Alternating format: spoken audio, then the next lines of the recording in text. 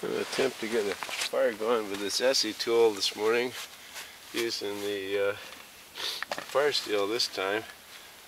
Let's see how it works.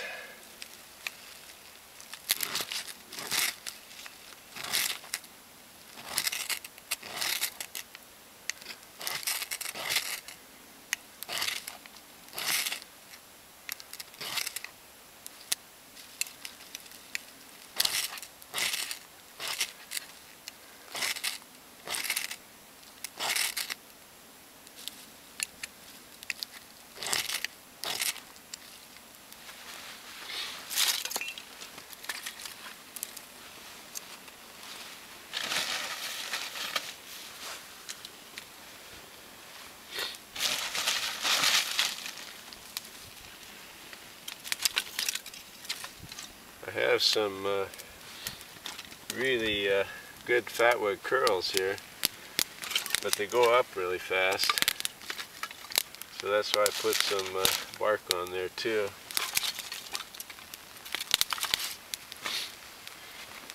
I really need this fire this morning. It's cold out here. It's about 22 right now.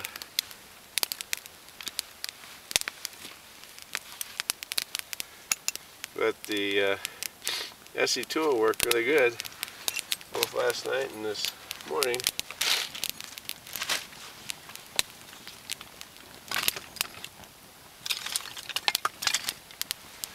So we get a good fire going here and tune you back in.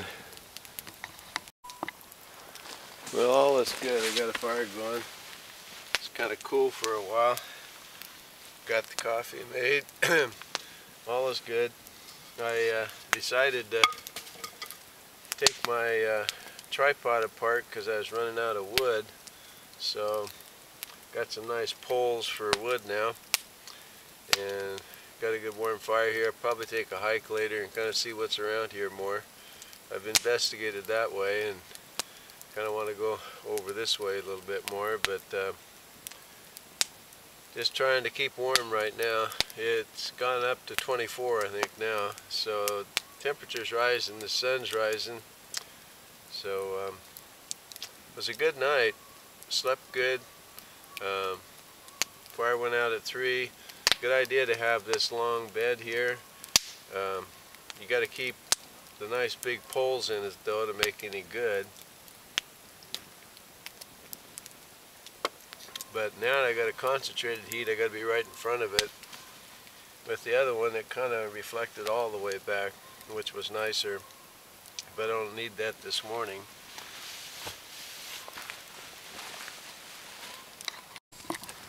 Not sure if you saw how I put this bed together, but I really like it.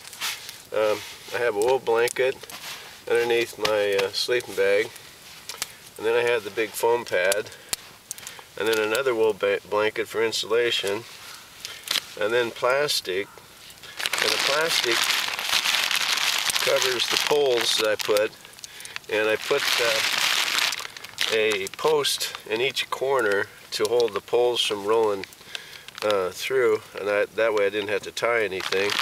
Then I stuffed it with pine needles underneath for insulation barrier. I think it's a really good idea. The reason I have wool on the outside here, for one other reason, is if the sparks go over this way, it won't catch everything on fire, hopefully. And I had some wool blankets on top of the bag as well. But really a nice setup. I really like it. I'm going to do it again. A little bit more work because of all the poles you have to put across when you could be using those for firewood, really. But it gets you off the ground, and this is probably a foot high right to here, and then you're sleeping up on top of that. So really a good way to go, I think.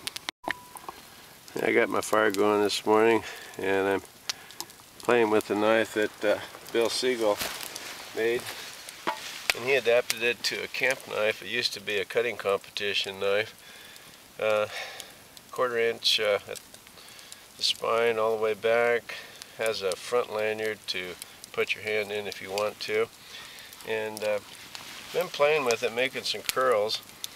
For a big knife, people think that they're not going to make good curls.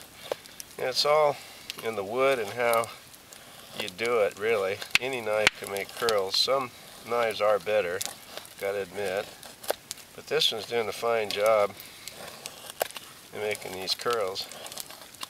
Nice and small,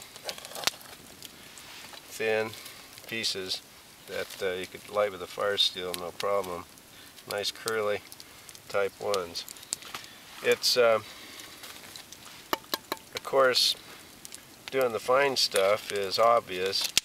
Doing the just the other way around. Doing the bigger stuff is obvious, like batoning. I gotta hold this weird. But a big knife is always good for that usually. This one you got such huge surface area that you don't have any problem of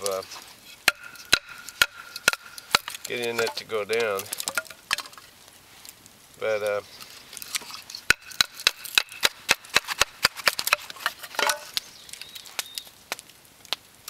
take you over to a tree and show you its chopping ability too here. But you can see it. It's a nice knife. The sheath is a Kydex sheath, and it's a little loose, so I made a lanyard for it with a button nut that I can slide up on it to keep it from coming out. Just a real nice setup. Let's go over to a tree and I'll show you what it does over here. I'll walk over to this I think it's a spruce tree. There's a pine next to it.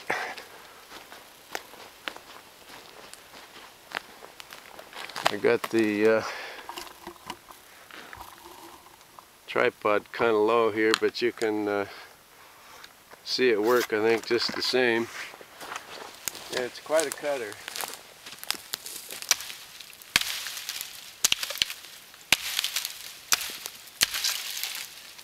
Doesn't take much to make short work of this stuff. Usually just one chop. This, by the way, is pretty good stuff to burn.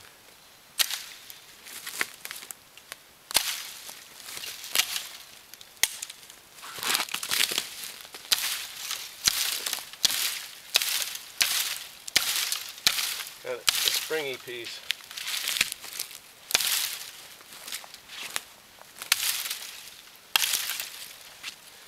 Hopefully you can see all that.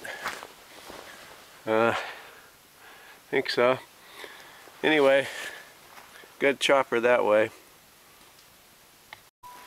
A lot of people will use a chopper, a big knife anyway, as a chopper like you would an axe. And this piece happens to have fat wood in it, so it's a little bit harder.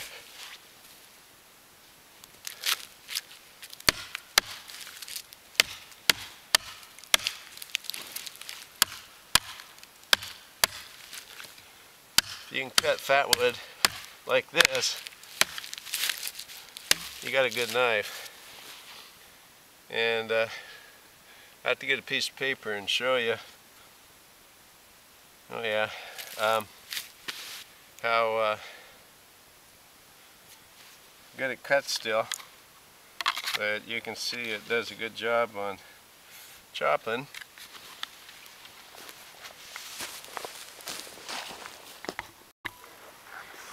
So delimbing a tree would be no problem.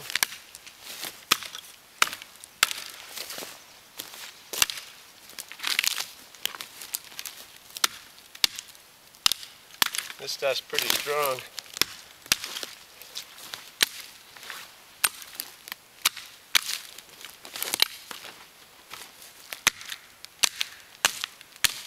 Getting the bigger limbs.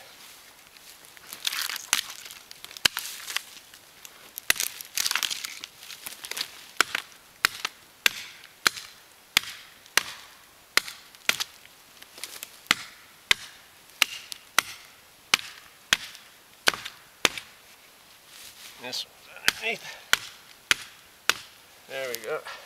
Anyway, delimbing is no problem. Fun knife to play with. Like the termites, you got after this one a little bit wet.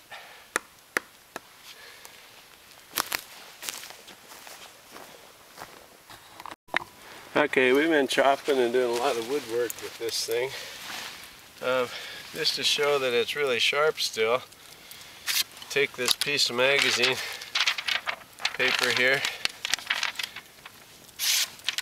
and show you how easy it is to cut. Now, one thing about the cuts on paper, a lot of people do. A lot of people can cut paper with a knife, but there's something else you should look at. The thinner the paper, the harder it is, but I know you're not going to be able to see this, but the fray amount on a piece of paper when you cut it, there's none here.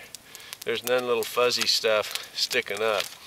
If there is, then the knife isn't quite as sharp. But you can see this one is very sharp still.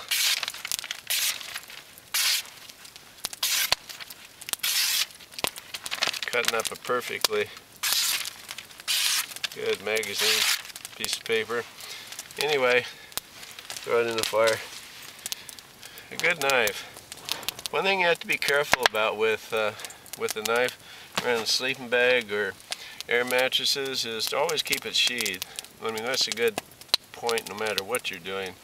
But to have a knife that you need to use around something like that, I don't think it's worth it.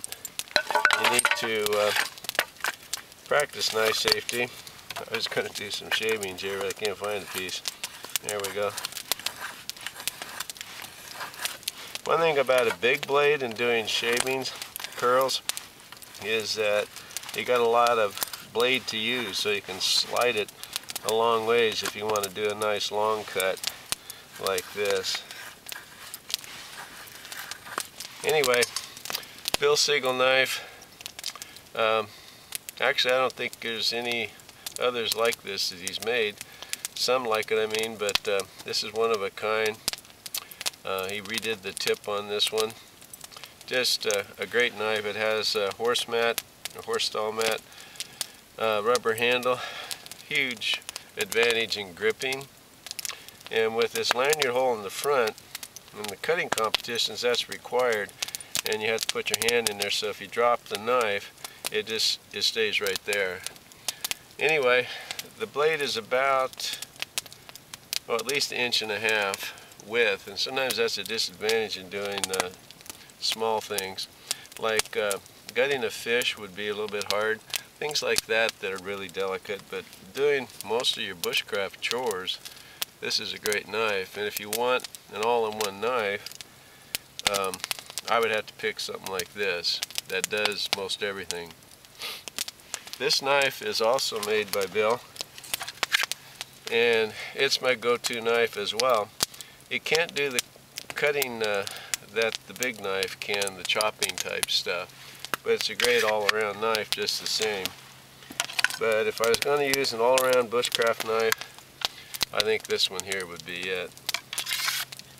Thank you.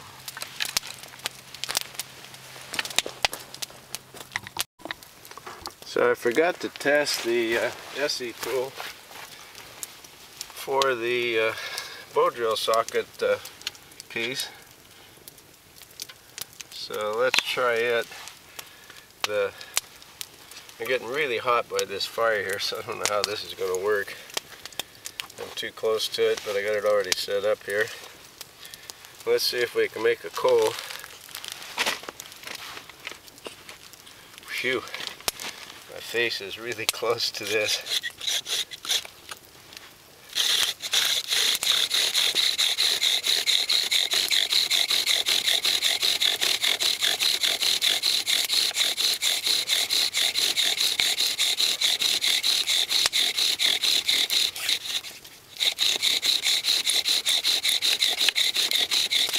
This is cedar.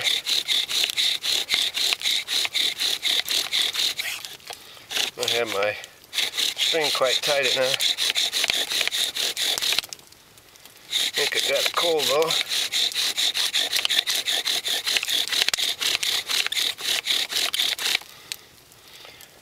Yeah.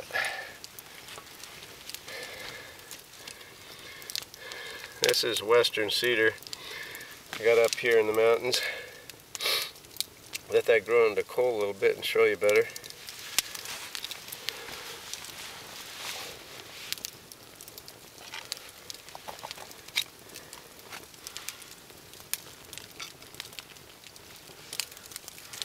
So the tool has proven its worth as a socket, hand socket, a flint and steel striker, and a fire steel striker. I'll bring this a little bit closer so that you can see the coal there. Hopefully, I'll go look at it in the, I don't have one of those fancy cameras that have the viewfinder the other way. But yeah, you can see the coal.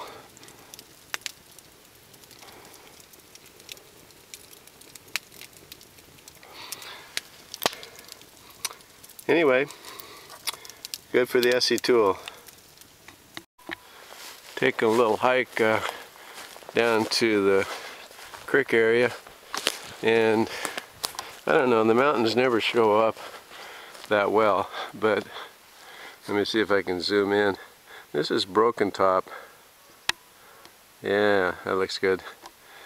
And then over to that way is another mountain, and it's Mount Jefferson. But that's Broken Top, really a beautiful area, and that's a creek down in there, and that's where the coyotes were last night, or the wild dogs.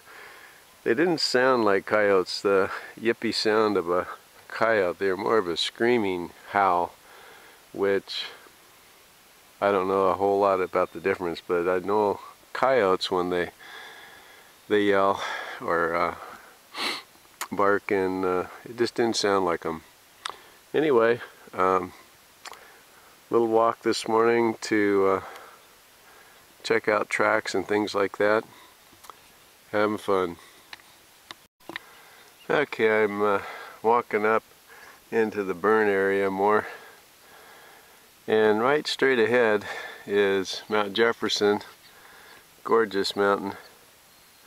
You're not going to see it in its fullity, but entirety, but trees are in the way up there, but it's a big mountain.